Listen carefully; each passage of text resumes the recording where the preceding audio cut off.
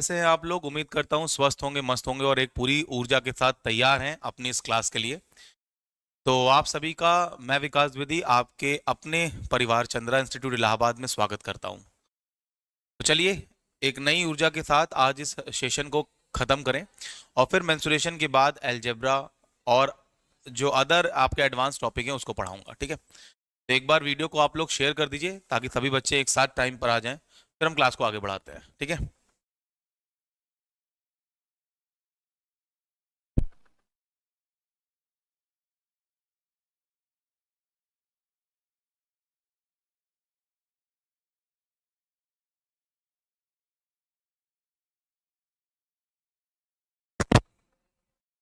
चलिए।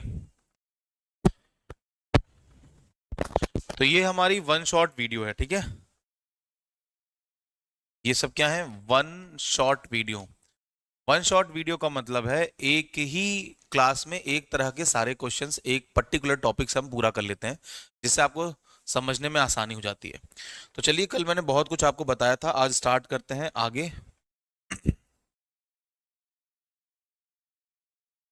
चलिए question number 2 से स्टार्ट कर रहे हैं। ठीक है, तो 2D में क्या है, सवाल के साथ साथ अगर वहां पे जरूरी होगा तो मैं उसकी थ्योरी आपको बताते चलूंगा। चलिए क्वेश्चन नंबर 2 का जवाब देना शुरू करिए। क्वेश्चन नंबर 2 आपके स्क्रीन पर आ गया है, बताइए। क्वेश्चन नंबर 2 कह रहा है, निम्नलिखित में से किस आकृति में रैखिक सममिति होती है परंतु घूर्णन सममिति नहीं होती है?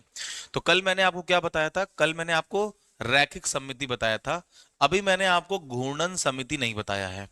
तो आज मैं आपको घूर्णन समिति भी बता देता हूं ताकि इस पर एक सवाल आता ही आता है और हो सकता है कि आप ना कर पाते हो तो ये गलत ना हो।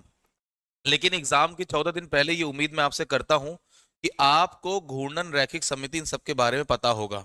अगर नहीं पता है तो फिर कोई बात नहीं, फिर तो आप कर ही लेंगे। चलिए, मैंने टाइप करवाया था, शायद है नहीं यहाँ पर। कोई बात नहीं, आइए। तो रैखिक समिति कल मैंने बताया था आपको, घूर्णन समिति मैं आपको बता देता हूँ। घूर्णन समिति, घूर्णन समिति, घूर्णन समिति क्या होता है? Rotational, rotational symmetry. जैसे कि त्रिभुज अगर है कोई त्रिभुज, तो रोटेशनल का मतलब कि आप त्रिभुज को घुमा रहे हैं, आप इस तरह से त्रिभुज को घुमा रहे हैं। तो त्रिभुज को घुमाने पर किस कोण पर घुमाया जाए कि वापस जो त्रिभुज जिस आकृति का था वापस उसी आकृति में दिखाई दे। ठीक है, तो इस तरह से आपसे पूछा जाता है। तो आपको मैं ऑप्शन से बताता हूं। तो निम्नलिखित में से किस आकृति में रैखिक सममिति होती है परंतु घूर्णन सममिति नहीं होती है? इक्विलेटरल ट्रायंगल, समबाहु त्रिभुज। समबाहु त्रिभुज में रैखिक सममिति कल मैंने बताया था कितनी होती है? 3 होती है।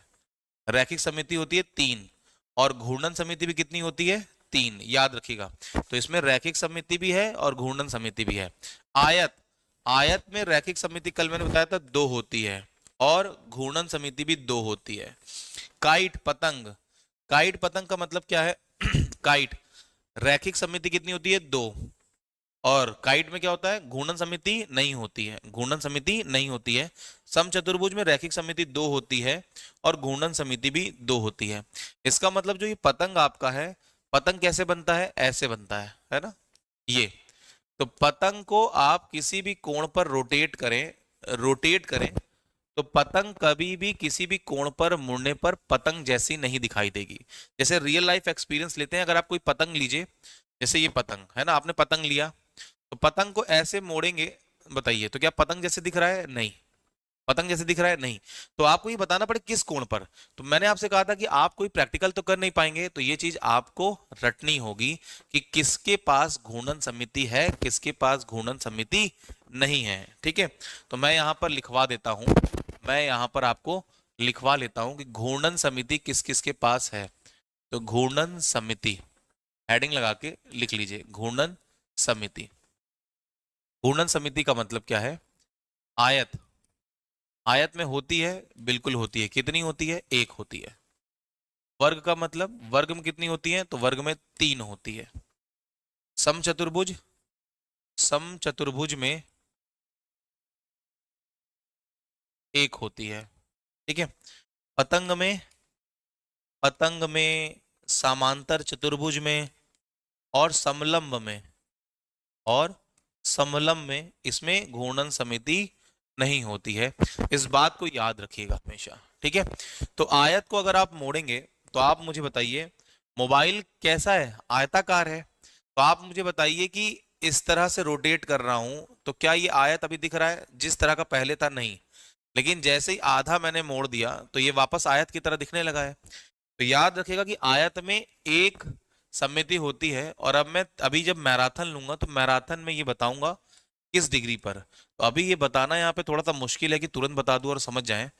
तो इसका मतलब आयत अगर एक बना दूं मैं ऐसे, आयत किसी भी डिग्री को अगर पूरा रोटेट कर दें, पूरा रोटेट करने का मतलब है यहां से यहां घुमा दूं, ये कितना होगा 360 डिग्री।